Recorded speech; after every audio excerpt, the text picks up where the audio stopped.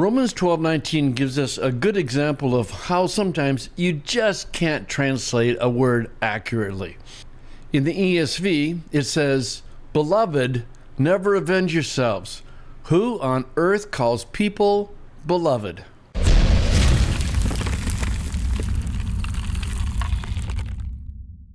The Greek word that Paul uses is agapetoi. It's obviously from the same group of words as agape for love.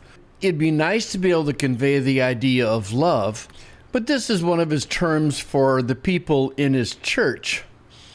So the NASB and the ESV and the NRSV want to keep the idea of love, and so they go with beloved, even though it's just not used anymore. I shouldn't say never.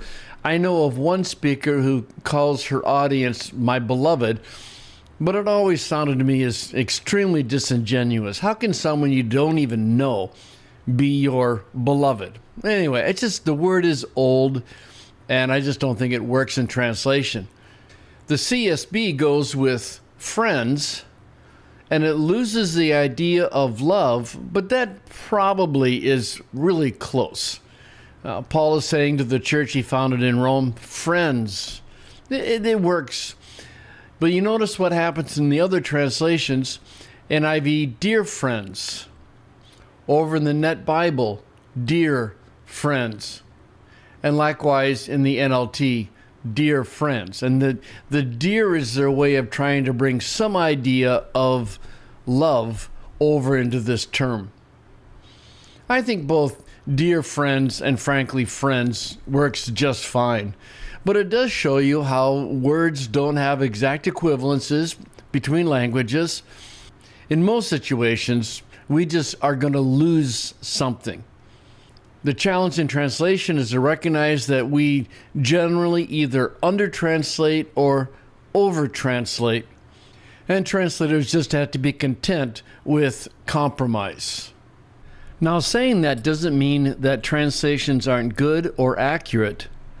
The Muslim position is that if you don't read the Quran in Arabic, you're not really reading the Quran, and that's just not accurate. We may lose nuances, but certainly translations are good enough to get the basic meaning across. So I would say beloved is just an old word. Friends under-translates. Dear friends, no, I don't think that's over-translation.